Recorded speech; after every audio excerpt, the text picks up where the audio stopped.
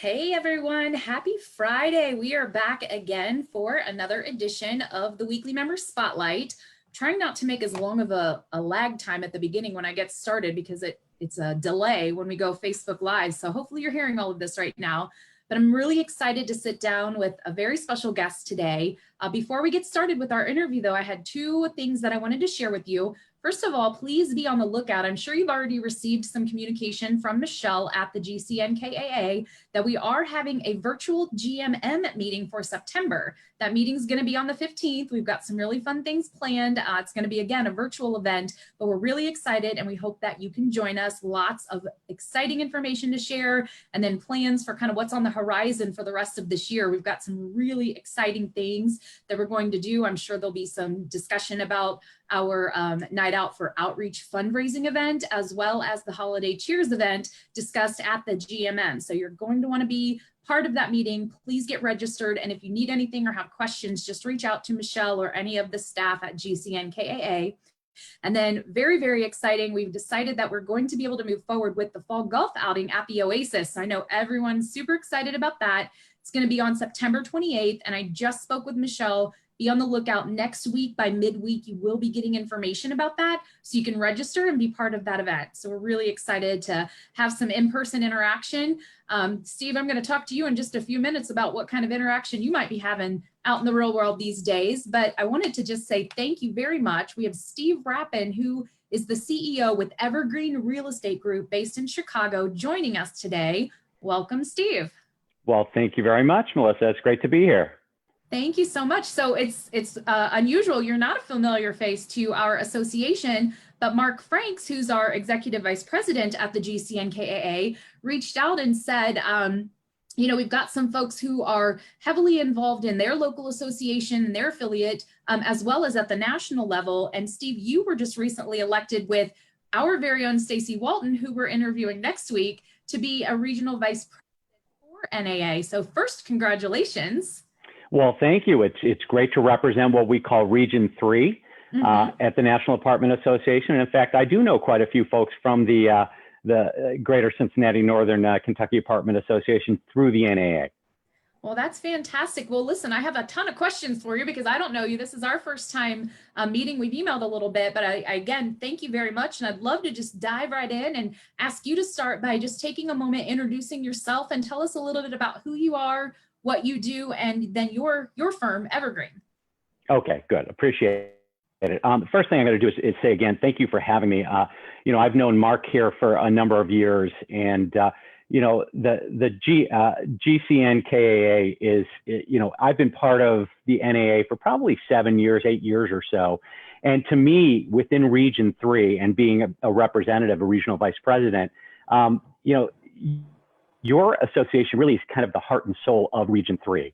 And I think the reason for that really is the people and the engagement. So, you know, whether it be Mark, who I know, or Don Bruner, who's going to be running the show over at the NAA, or Jeff, or Kim Hurt, or Judd, who I was, you know, kind of studying with or went through a program with, or Abby or Stacy, who I'm now regional with, there is an energy that comes from that group of people in Region 3. And I would just like to say, you know, on behalf of the regionals, thank you for all of that energy and passion. Wow, that makes me so proud to be part of this organization and know very well all of those people professionally and personally. They're very good friends, every single person you just mentioned. So thank you very much for saying that. And biased over here, but I certainly agree. Yeah, well, and it really truly does shine through when we're at our meetings, when there's socializing going on. They're just a happy social kind of center of Region 3. So I mean that sincerely.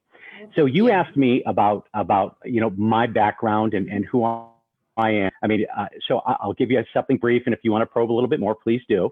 But my company is called Evergreen Real Estate Group, and we are out of Chicago, and we are primarily an affordable housing company. Okay. We've got about 10,000 units, and our company is really comprised of 4 different business units, much like many of yours. We have a property management arm with the 10,000 units. We have a ground-up development team that builds these very elaborate new construction affordable housing deals. Okay. We've even done adaptive reuse deals. We turned We built a couple of libraries with affordable housing. We turned an ice cream factory into affordable housing, a hospital. We try and get really creative with that development team. I have to ask, what's the name of the ice cream factory development?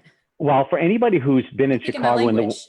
in the West Loop, there is a chocolate factory in the West Loop. So sometimes you can walk around Chicago and you smell, and you couldn't believe this, but in Chicago, you can smell chocolate. That chocolate company is called the Blommer Chocolate Company. They had a sister company in the 30s, 40s, and 50s in Milwaukee called the Blommer Ice Cream Factory. That's what we bought and converted into housing. Very cool. That's interesting. I always love when the adaptive reuse projects get underway because the history is just so rich, and that's really great. We manage a couple of deals that used to be schools and libraries, and so those are my favorite kinds of projects. So is your core business in the city of Chicago, or do you also manage in the suburbs? Yeah, so we manage across 10 states. Oh, I would okay. say, Chicago is probably, because that's where we started, probably 40 to 50% of our 10,000 units are Okay. located here, but we span all the way out to North Carolina and Tennessee and as far out west as Colorado. Oh, well, that's exciting. Well, good. Well, how long have you been in the business, in the industry? Yeah, so I've been in the business for 15 years. Okay. And my entry into the business is a little bit different. So I went, did undergraduate school and then went to graduate school at Georgetown and got my business degree and came out, and I worked in the Fortune 500 in marketing, brand management. Okay. So I worked for large companies like Johnson & Johnson and the Kellogg Company and one or two other companies. And I really got a very broad general management background. How do you run a business? How do you set a strategic plan? How do you lead a team? How do you, get a team mobilized towards a goal? And so I joined essentially a family business. My father had started a company in 2002 with a partner. His partner quickly passed away in 2005, and he said, hey, I need somebody. So I made the decision to leave corporate America and to join him. And I went from, at the time, I was managing a bunch of spirits brands that were in Latin America and in France, in central France.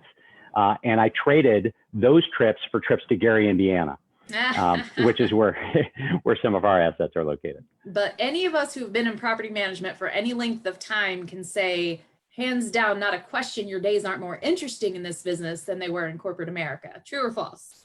Very, very true. Every day is a new adventure and some issue to overcome. So it's great. Right. So I came in through the family business and have been able, that was 2006. We were at about 1,500 units then. So we've really had a good partnership in growing our business and really becoming what I would call previously was a property management company. Now I'd call us a development and acquisitions company. Got it. Well, that's exciting. So you mentioned that your background in school was marketing and general business. So what comes to mind, one of my favorite shows is Mad Men, and that was kind of the advertising world. Have you ever watched that show? I watched every episode. I loved it. Me too, twice. And there are so many things that I have taken from that and kind of applied to even though it has, nothing to do with apartments necessarily, but just like applying the approach that they take to brand things and pitch and all of that stuff. So that came to mind. That's all-time favorite show. And I watched it first on a plane going to Portland to visit a property that we oversaw. And I saw like one or two episodes on the plane, and I went back and rewatched and got caught up with where it was in real time. So that's exciting.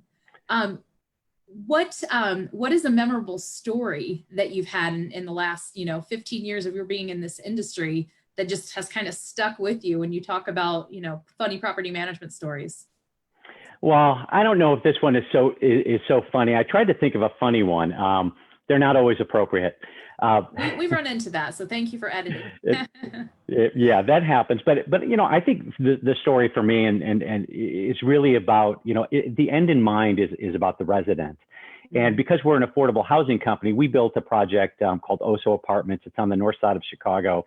And we serve folks who have lived in affordable housing for most of their lives. So there was at this particular property, which opened about 6 months ago when we were at the ribbon cutting, she was absolutely in tears. We went on a tour, we went into her apartment, and this is an 80-year-old woman, and this is a brand new building, and she had a one-bedroom apartment that was brand new, and it had a view of the city. And she just sat there and cried and said, "This is the greatest single place that I have ever lived. I am so grateful just effusive. It was just an amazing moment, and it made me realize why we do this, because sometimes we forget, because residents are tough. It's a people business. Yeah. But when you have moments like that, it gives you the big picture. I love that story. And my property management story when I was doing this spotlight was something very touching like that as well. I mean, we all have crazy, unbelievable things. I've said for years and years and years, like, I don't understand, even for like an ancillary income stream, how or why we don't have reality TV cameras everywhere and have like a property management reality TV show, because people wouldn't believe what happens when you live with your customers and in this business, what we see day to day. Well, I think, by the way, I think that's a great idea, right? So we see all these home improvement things, I think we really ought to follow that path. Listen, there are so many things that people are just like, no way that happened. No way you saw that. No way that's going on right now. I'm like, you can't make it up. And every time I say, now I've seen it all, something else comes along and you're like, oh, here we go. This is why it's interesting. This is why it's fun. This is why this is not corporate America, but better. Well, what advice, Steve, would you offer up to folks who are maybe just starting their careers in this industry? Well, I would say that property management and real estate in general rocks, just, from so many different facets. I mean, what you said is there's never a non-interesting day. There's always something new. There's always a new challenge. There's a way to build your skill set, to face challenges and overcome them. But, for me, it goes back to what I kind of elaborated on my story, which is it goes back to the residents. Right. And if I were to advise somebody coming into the business, and remember, I come from an affordable housing background, it's remember at the end of the day, the people that you are serving, and use that as a filter for the decisions that you ultimately make, the way that you communicate, the capital you decide to invest in the property, the systems that you set up. I mean, I always tell my people, because we're an affordable housing company, that you never know who you're talking to, particularly when it's kids. People that grew up in affordable housing, Jimmy Carter grew up in affordable housing. There's a Supreme Court justice that grew up in housing. The founder of Starbucks grew up in affordable housing. Everybody has potential. Everybody is important. So I would pass on kind of the humanity of the people that you're dealing with. Right. One other question before we move on and get to know you a little bit on a personal level that came to mind. How did you get so involved with the National Apartment Association? Well, through the Chicagoland Apartment Association. So that is in Illinois, there's only one association. It's the Chicagoland Apartment Association. It covers the entire state. And at one point, there was a gentleman who asked me to get involved, and I did a small consulting project for them, I guess just based on my general business background. And they kind of liked it. So I got engaged with them and interested, and kind of took on an executive position, and then was a vice president, and then was president of Chicagoland Apartment Association. And when you're president of the Apartment Association, then you become a part of the National Apartment Association. Right. And once I started seeing the impact that association had on our industry, it was kind of an unstoppable force for me for wanting to be a bigger part of it. Right. So as the CEO of, an owner operator property management company, what do you think is the best value for being so involved with not only your local apartment association affiliate, but the National Apartment Association? Yeah, I mean, at the core of all of it for me is the legislative piece of it, both at the local and at the national level. And we've really seen for a number of years, things were kind of quiet legislatively here in the Chicagoland area in Illinois. Nationally, there's always things going on. But, with rent control issues, certainly with COVID and a number of other sizable things that have happened, our industry needs a legislative voice. We need to be represented on Capitol Hill. We need lobbyists. We need resources and finances coming in. So for me, the true value at the core of it is the legislative piece. But, the education, I mean, this is an industry that is very people and employee intensive, and the training that all of our individual regions and associations offer, I think that's a huge benefit. And then, the networking never hurts. I mean, I have a lot of fun with folks in Region 3. So It's great to know people around the country. Well, that's exciting. Yeah. And I think, this year more than ever, the legislative piece has been underscored. And I wanted to take just a moment, not to go, down the road of COVID, but that we're all kind of living in the aftermath of that. And then what's that meant to, how we operate, not only from a changing the logistics on site and how we interact with people, but how it affects our business and the ability to collect rent and that sort of thing. What kind of, I don't know, epiphanies have you had, or what kind of adjustments would you say have been most impactful because of COVID? Yeah, well, thanks for asking that, Melissa. Obviously, very timely. I'm going to take this one a little bit broadly. So the macro impact of COVID on our business is provided really a few, I think, opportunities. Number one has been, it's been scary and it's been tough, and everybody looks at this differently. For some people it's a bigger deal, and for some people it's a lesser deal, and for some people we're paying too much attention, regardless of where you fall on that spectrum. For Evergreen, we really feel strongly about building a culture, right? So we started as a family company, and COVID has provided an opportunity for me on a regular basis to reach out to my broader 400 employees in Evergreen, and it gave me a reason to talk to them on a regular basis. Right. And so we've done things like making donations, to charities that help COVID, that are related to COVID. We have provided bonuses to each and every single employee that has been out in the field. We have created a scholarship fund for their kids. There have been a number of cultural things that we've been able to do through COVID. So I think that's been one big macro thing. Yeah. Secondly, for me as a leader of my organization, it has created an opportunity to better leverage my leadership team. We've had a reason to get together on a regular basis to make sure that we're handling this pandemic correctly, to make sure that we've got the right strategy. So communicating with employees, communicating as an executive team has been really great. In terms of the properties, I think we're probably doing a lot like, the rest of you are doing, which is we put in all of the safety precautions. We have all of the PPE gear that we need to have for our employees as they start coming back to work. We have a program that actually asks them about symptoms, to make sure that we don't have any breakouts within our group. And I will say, because we're an affordable housing company, we've been very fortunate in that our rents are paid by the federal government. And if there is somebody who's in a Section 8 apartment and they are employed and they're paying 30% of their rent, if they have lost their job, we can always go back to HUD and let them know that so-and-so lost their job, and we can recover that 30% of rent. Oh, that's very helpful. I really can agree with what you said about how it's kind of brought people together and allowed some additional communication that has just like organically, I think, strengthened our people. So I definitely like that answer. Thank you very much. And it's interesting to hear, on the business end of things, how that has affected your company being. Are you exclusively affordable housing, or do you manage market rate as well, just a smaller portion? Yeah, we're probably an 85-15 split. Okay, got it. Yeah. And we are probably the absolute converse of that in my firm. So that's interesting. And maybe even a little lesser on the affordable component, but very interesting.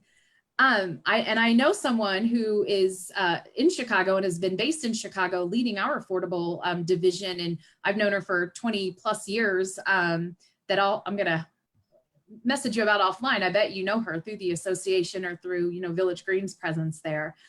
All right, well, let's shift gears and get to know you a little bit about personally. Okay. Favorite part of every interview. I'd like to start off by just telling you, or asking you rather, just to share a little bit about your family. Fantastic. Thank you for asking that. The personal touch is always nice. So I live in a suburb, and you brought up Mad Men. So Mad Men, Don Draper was a character based on Draper Daniel. Draper Daniel was a guy that lived in my little town here. I live outside of Chicago, north of the city by about 35 miles, right on Lake Michigan.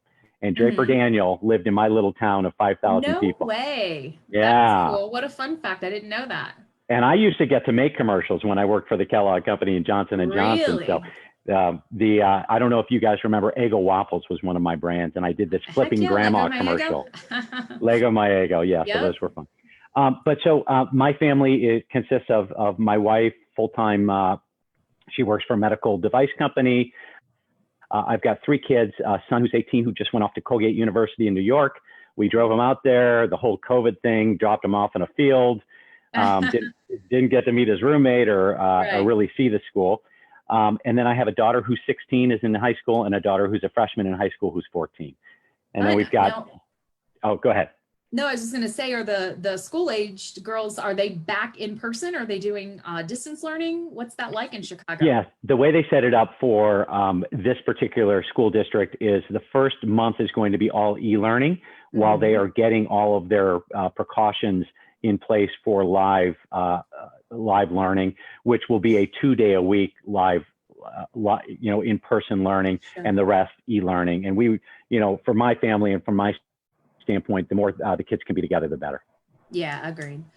Yeah, it's so different everywhere. Every single locality has something different going on. So that's interesting. Probably, being the age that your girls are, have the self-sufficiency. I do not envy the ones who have, little ones or just getting started in school. My son's 9 and starting 3rd grade. And so he's just self-sufficient enough, but not quite all the way. So it's going to be an interesting year for sure. I say if he was much older than 3rd grade, I'm not sure I could keep up with the schoolwork and might have to hire a tutor. I think I'm good for this year. We'll see. I think it's particularly tough for those with younger kids, being home and having full-time jobs and working and really having to, my kids are self-sufficient for the most part. Yours take a little more attention. Right. Well, what sort of things do you and the family like to do in your spare time if you have such a thing? We do. We have lots of things that we love. So the family, we're a big travel family. Okay. So COVID has been particularly hard, right? Because a lot of our energy is planning trips together and getting excited about the future. So, we've been to Africa together on safari. Wow. Just prior to COVID, we came back on January 6th, and actually somebody got wheeled off our airplane. We were in the air for 16 hours coming back from Asia. The pilot said, sit down, we have somebody ill, and they wheeled off somebody with a mask on. I don't know if it was an early case of COVID, but wow. Nonetheless, we were in 3 countries in Asia. And we've been, all over Europe and Latin America. We're absolutely passionate about travel. So that would be our primary. So what's been, I don't know if anything would top the safari you just mentioned, but what's been your favorite vacation or your favorite travel destination thus far? I would say that Africa trip, because if you were to ask the kids, and we talk about this all the time because it's what we like to do, Africa was number 1. Asia was number 2. And then the kids start dividing up. One of them really likes London and France. Another one just likes, we tend to go to Colorado to Aspen a couple of times a year. And they say, I just want to keep doing that. Morocco, because it was so different and it was a really different place. So yeah, it varies. What fueled the love of travel for your family? I think we're all products of our parents, and it was a value that my parents had, and I think Susan's, my wife's parents as well. And it just gets ingrained in you. I lived and studied abroad. I worked at a World's Fair in Spain for a year and studied abroad. So it's just been a part of our DNA. And, we all want our kids to love what we love. So we're really fortunate that way. Yeah. Well, that's fascinating. Well, I hope that the world gets back to some semblance of normalcy soon so that everyone can start traveling, but especially you, since that's your thing. Well, what have you been doing in the meantime? Do you follow sports at all? I'm sports crazy, right? So COVID's been killing all of us for sports. Seriously. Hope for football, right? Yeah, football. Hopefully, I know they're not in the bubble, but hopefully football happens. But no, I'm in all 4 of the major sports. I am totally into. If you wanted to know Chicago, right? Yeah, I'm a Chicago. I've lived, a number of places throughout the country and abroad, but I'm a Chicago sports fan. Haven't had a ton to cheer for in the past couple of years. I hate to bring up a sore spot. Although you guys are in Cincinnati, not in Cleveland. But the Cubs, I'm a White Sox fan, but the Cubs did beat Cleveland in the World Series a few years ago.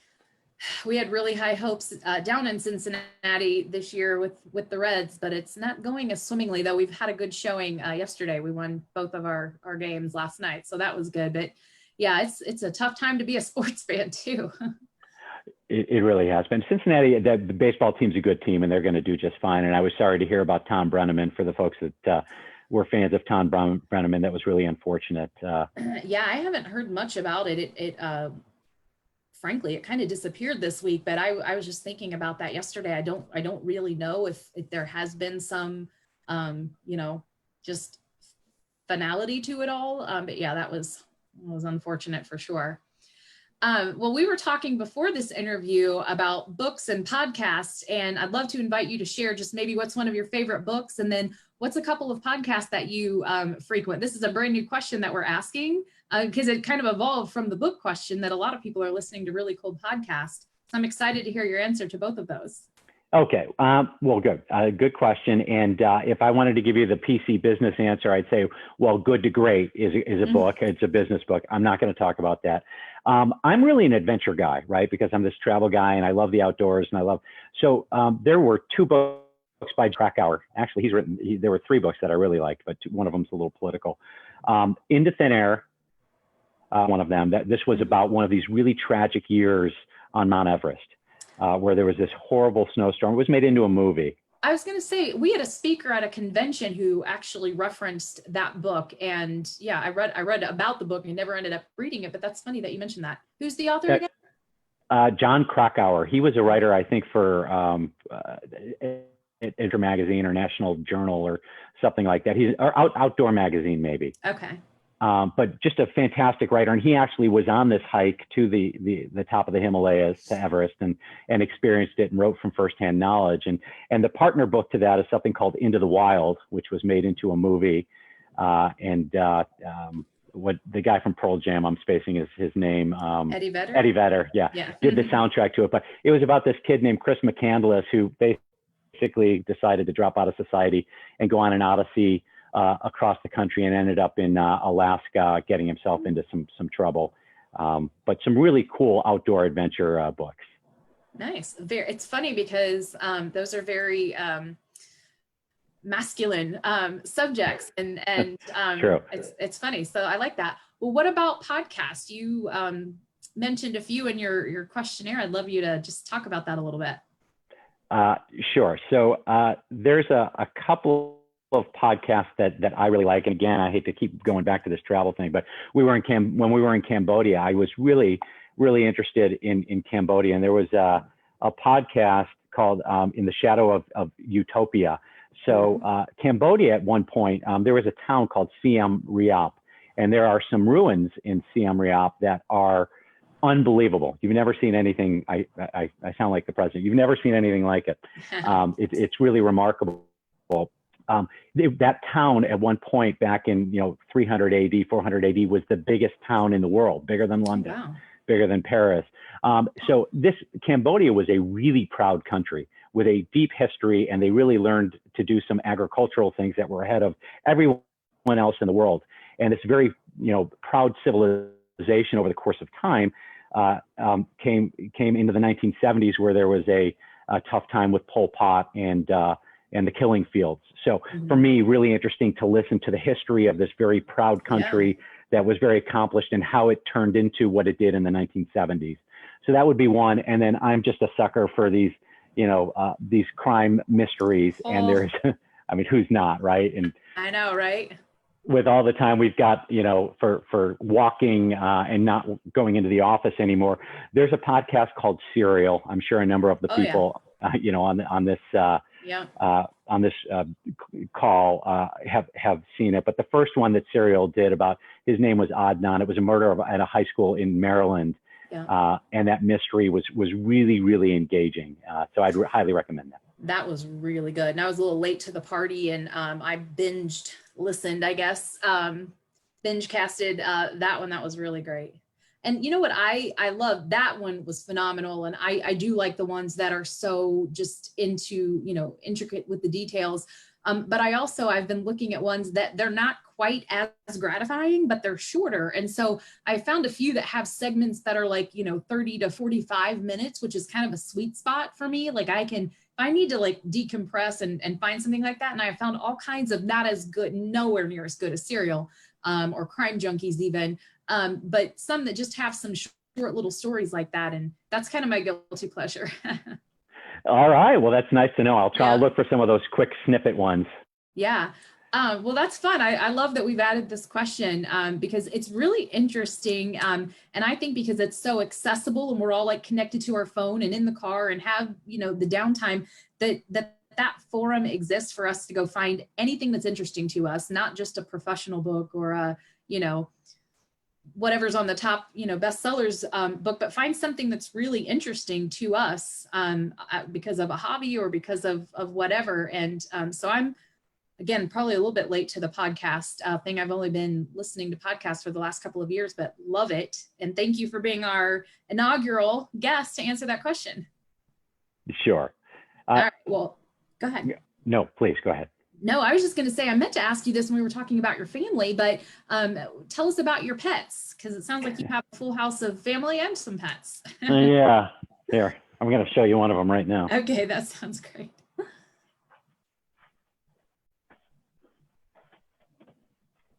Can you see that? Oh yeah, taking an afternoon siesta. Upside down. Well, tough Nice. time getting that, but yeah. So that's Bandit. So we have a dog. He's a Labradoodle. Totally cool. Totally fun to be with. And then we've got two cats, Lucy and Rocky. One of them we found at our home in Michigan, just kind of in our wood pile. So that was a neat story. And then a tree frog named Hopper. Oh, nice. A tree frog. Nice. It's fun too, because with people being at home these days and doing these meetings, we used to do them in person, but having the Zoom platform, we've been able to see so many pets. So I love that. Yeah, it's really cool. I'm trying to get one of my daughters over here so you can see that animal too. We love cameos, so please, yes, feel free. Okay, well, I doubt she will. I should invite the whole family on one of our little interviews like this, because it's just so fun to get to know people on a personal level. As a matter of fact, you mentioned Judd. Judd and I have been in our respective roles for about the same amount of time. For similar companies, our roles are exactly the same in those companies.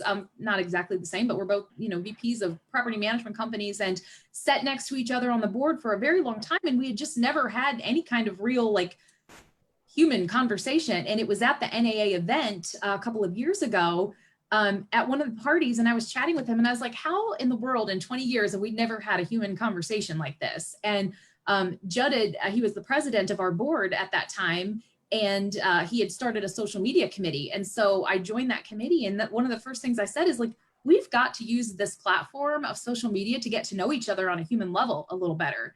Of course, the networking, of course, the legislative, of course, the education, of course, everything we're here to do, for our industry, but we're also human beings. And, how cool to know that I just met someone who likes Mad Men, and what a great way to strike up a conversation. And so Judd was kind of the reason that we started this initiative. So next time you talk to him, tell him thanks. Okay. Well, hopefully Judd's on the call today. Great guy. And I had a great time getting to know him. Oh, good. Well, a couple more questions and I'll let you get to your weekend. But I wanted to ask you, what's one of your favorite foods? Being a travel connoisseur, I'm sure you've got quite the palate. I mean, my desert island food, right? You're cast away, you're stuck in a desert island. That would be pizza. I mean, there's no, right. Chicago style? No, that's too much. I actually like New York thin style. Yeah. But, I guess if I were to pick a restaurant to go to, there's a restaurant in Chicago that is French Vietnamese. It's called Le Colonial. There's one in Chicago and there's one in San Francisco. And the food is just absolutely exquisite. The fresh flavors, the drinks, the wine that goes along with it. What's the atmosphere like of the restaurant? It's kind of they have plants all around it. It's in kind of an older building, but it feels kind of French colonial, with in terms of the way that it's furnished, and then has lots of green, almost palm trees around, where you feel like you're in the middle of Vietnam, but French Vietnam, and just a great vibe. Love going there with other couples, and the food is just delicious. I love that. All right, well, a couple more fun questions. What's one of your favorite movies or TV shows? Wow. So, all-time favorite movie, and I haven't moved office, and I probably should think about it more often because I've been saying this for probably 15 years, but the movie A River Runs Through It. So A River Runs Through It is about fun. See, this is not a guy thing, right? I mean, I should I don't give any of the women, hassle or, anything for saying The Notebook, so don't feel bad. And like the majority of my leadership team. I mean, I would say in my organization, 70% of, if not 80%, are women. My leadership team is women. I have a wife. I have daughters. I'm a very sensitive guy, but I like A River Runs Through It. And for those of you who have seen that, it was directed by Robert Redford. It's about fly fishing, but it's really about family dynamics in the 1930s by a guy named Norman McLean. And the reason I love that so much is because the stunning beauty of Missoula, Michigan, and the I think it's the frying pan. No, it's not the frying pan. I can't remember the river. But it's really about the dynamics of the father and the two brothers. And I have a brother and I have a father, and I just love it. So if you could be any movie or TV character, who would it be? Someone from that movie or someone else? I probably, well, I've got two answers to that. One is, in the world of bizarre Steve Rappin, I always wanted to be a weatherman. Oh, wow. And I always wanted to be on TV. So I'd love to have Al Roker's job. That's kind of, you can laugh. It's cool. No, I'm not. I want to be Savannah Guthrie when I grow up. And I love the Today Show. I actually went to New York a couple of times. And one of the times I went to the plaza and kind of stood in line. They were doing one of the concerts and got to meet Al and Savannah and Matt Lauer at the time. And so I can get behind that. What a fun job. That would be cool. The other one is I'd like to be Jeff Probst. Okay. Jeff Probst is the host of Survivor, which is like, to me, it encompasses what life is like, what business is like, and you can really learn a lot from that show. But Jeff gets to travel the world, and he gets to be on TV, and he's pretty cool. So. Very cool. I remember that was kind of like the beginning of reality TV show back in the, I don't know if it was late 90s, early 2000s when that started, but I remember very distinctly watching that show and thinking, wow, this is like, what a new cool concept to be like, with real people instead of watching like a sitcom or something. Yep, old school. All right. Well, if you could be any animal, Steve, what would you be and why? Well, I guess if you had to pin me down to one animal, that's not something you think about a whole lot. It probably would be the elephant. Right. So I've seen elephants, and they are these big, beautiful, powerful animals. And they've got great memories, something that I don't have. So I would love that. Although they're not the king of the jungle, they don't really have any natural predators. They live a long time. And they're just these grateful, majestic animals. So I think elephant is the way that I would go. I like that. I was asked that question during an interview with an apartment association. Actually, our company was up for an award, and they brought in the leadership team, and they asked that question. It was the first time I had ever been asked that question, and it was so like thought-provoking, and to answer it kind of in the moment. I've loved hearing everyone's answer. We've not had many people, if anyone, I can't think of anyone who has said that. So I like that. All right, we're going to wind it down. And I just wanted to ask if there's anything else, any random fun facts about you that we wouldn't otherwise know, having, not sat down like this? Random fun facts. I would say, random fun fact, I'm in my early 50s and I can still do a cartwheel. So that's kind of cool. Hey, you know what? I saw that you have room to demonstrate that, but I'm not going to ask you to. Yeah, nice. I don't want to be responsible for the outcome. Mark might say, Melissa, we're going to have to stop your involvement here. You've just made someone do a cartwheel on live Facebook. Well, one other thing, and I know that you spoke a little bit about your experience in the business, but if there's anything else you want to say about, Evergreen, about any designations or awards that you or your firm has won, I always like to give folks the opportunity, especially the leaders who are always so humble and quick to praise their teams. But I certainly know that you've worked hard in your career as well. Is there anything that stands out to you that you'd like to just acknowledge while we're talking? Maybe I'll think about this in terms of what am I most proud of? And I think, for me with Evergreen, it's evolved, over the 15 years that I've been there. And it's about the people that you hire and the culture that you build.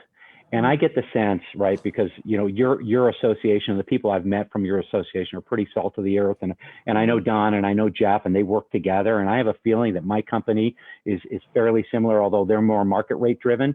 but Jeff and Don are pretty down to earth guys. The best. And I think that that's what we strive for. So I think what I am most proud of is the ability to have grown a company that had a strategic vision on what we wanted to be, that we decided that we wanted to diversify and we wanted to be fully integrated. We identified really good, high quality, high character people to lead those business units, and then built a strategy and executed to the point where I can look today and I can say as a CEO, I don't need to be involved in the day in and day out basis, that there is a system and a process and a character and a culture within our organization that is really something to be proud of. And I think is a model. Some companies are really, really good at what they do, but they don't care so much about the cultural piece. So for me, that cultural piece going hand in hand, it gets you to kind of your highest and best business. So I love that. Well, that ties in perfectly to the final question, Steve. And I love that answer. And it does sound a lot like BRG with Jeff and Don. So that's, I think you're spot on there. But I wanted to ask you, just to kind of round out our time together today, having, been part of your family business and built the culture that you just spoke of, how do you think the people who have kind of grown up with you in this industry would describe you as a leader? Yeah, I think that they would say, Steve has no attention to detail. You're a visionary. I think that's exactly right. I'd say that, what the way that they would describe me as somebody who is uniquely been able to create a vision for the organization, to be able to put the pieces in place, to hold people accountable for moving in that direction. And I'd say that I think importantly that the cultural piece, we do surveys just like everybody else, but we have a fairly happy group of employees. And I think that they would say that they are appreciative of what I do and what my father has done before me to create that culture and to create the feeling of being part of something that everybody truly has a stake in and is truly building. And then they'd say, I have no attention to detail. Know thyself. I like that. That means you're not intimidating then, right? You trust people, you let them do what they're there to do and keep your highest and best purpose in the forefront. I like it. I have just enough attention to detail to make it work. Right. Well, Steve, it has been such a pleasure to get to know you a little bit. I hope that, again, the world gets back to normal sometime. And I'm slated to go to Dallas if the event is still on later in the year. So if so, I certainly want to say hello in person. But I really appreciate your time. This is live on the GCNKAA Facebook page. And so you can share that or like it, interact it if you're on social media, and let the folks in your circle see this interview. I'm sure they would love to get to know you a little bit like this as well. Well, terrific. Well, I would say thank you very much for allowing me to participate. The GCNKA, as I said at the beginning of this, is a really special association, and in many ways is much further advanced than the association that I'm part of here in Chicago. It's a pleasure being with the folks that I've met at the NAA. As an RVP of Region 3, I would really love to come down. I have properties in Cleveland, I've got properties in Indiana and Chicago, so I'm part of those associations. I don't have anything in Cincinnati yet, but one day well, I guess Don Nealon, if Don is there, I do have Nealon, which is not all that far away from you guys. It's actually where Don lives. Okay. So well, maybe I will be. On behalf of our association, you are welcome anytime, and I'm sure we can find an opportunity to have you speak to our group, or at least join us at a meet and greet. So that sounds fantastic. Okay, well, wonderful. Well, thanks again for allowing me to be part of this. Really appreciate it. Thank and have a great day. You too. Enjoy the weekend. Thanks so much. Bye-bye. Okay, bye-bye.